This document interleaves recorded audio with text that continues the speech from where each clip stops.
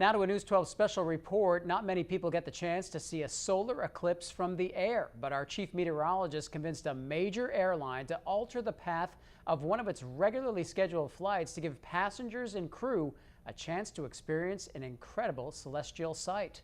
Here's Joe Rao's remarkable story, Into the Eclipse.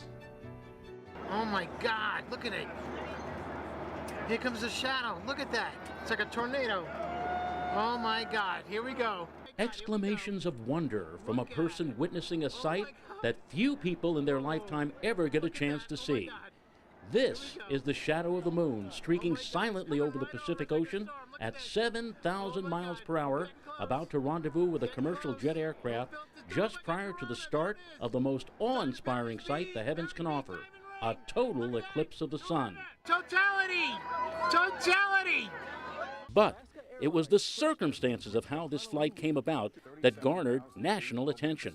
We are about to embark on a trip that a lot of people are calling historic here. Now, a second ago, I spoke to the man who actually did this whole process. A year ago, Joe Rao noticed that this path of the eclipse was going to cross between Hawaii and Alaska, and he contacted Alaska Air to make this special flight happen. And that's how, in the dead of winter, I found myself heading to Ted Stevens International Airport in beautiful Anchorage, Alaska, on a day where the Alaskan mountains sparkle and plane tickets promised Hawaii.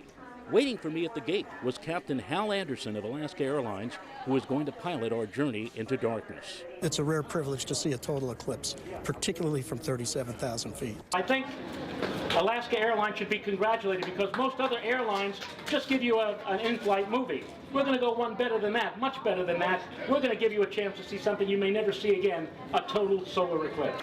That's the promise I made to all the passengers as we boarded a packed 737 jet en route to Honolulu, where the in-flight entertainment began with a pair of eclipse safety glasses. And soon, everyone on board began to get into place for the big show in the sky. The dark silhouette of the moon was about to begin crossing directly in front of the disk of the sun. First, just a small bite cutting into the bottom of the sun. And as the minutes ticked off, that bite became progressively larger, and larger, and larger still, cutting the sun down to a narrow crescent. In the final moments before totality, just like curtain time before a Broadway play, the light rapidly dimmed. Then, 700 miles north of Honolulu, the main event. Sun, moon, plane, perfectly aligning for a perfect moment. Perfect timing. Perfect timing. Oh, yes. Once in a lifetime view. Time just stopped. The eclipse was frozen above us, like a phenomenal photograph pasted on the dome of the sky. The incredible corona, the crown of the sun, was now in full view. Study of this solar atmosphere is one of the main scientific benefits from an eclipse. More is being learned about the corona all the time. Some believe it may have an effect on the Earth's weather. But time was not standing still.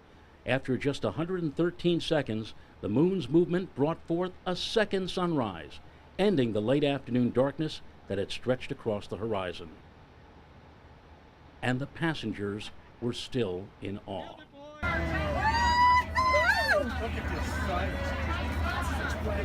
You could see that thing coming at you, both sides of it, like a blanket being thrown toward your face. I have never seen one before, and it was spectacular, especially when the moon was totally over the sun. Spectacular and eerie at the same time. Most on board soon came to realize that for them, such an amazing sight may never come again, proving that age-old saying is true. Why worry about your destination when the journey looks like this? Joe Rao, News 12, airborne above the North Pacific. I love it. Flight of a lifetime, and all those people are never going to forget that flight and that you made that happen. But here's a date that all of you will come to know next year. Monday, August 21st, 2017, the first time in 99 years that finger of darkness is going to go coast to coast across the United States.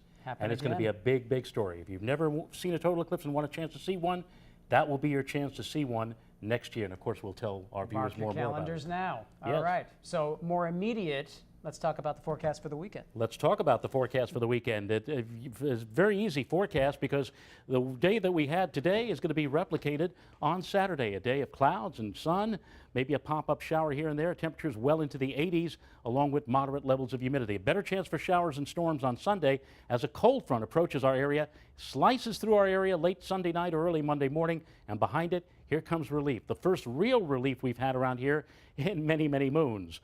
No pun intended, considering the story you just saw. Anyway, we have this weather front approaching, much cooler Canadian air behind it.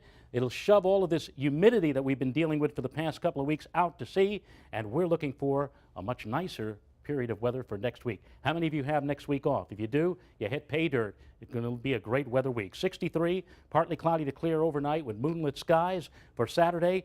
Just like it was today, sun, clouds, maybe a pop-up shower and humid, 86, 7-day outlook. What more can I tell you? Next week, it's going to be a great week weather-wise, and in fact, I even think Tuesday will be the pick of the week. You're watching News 12 and News12.com.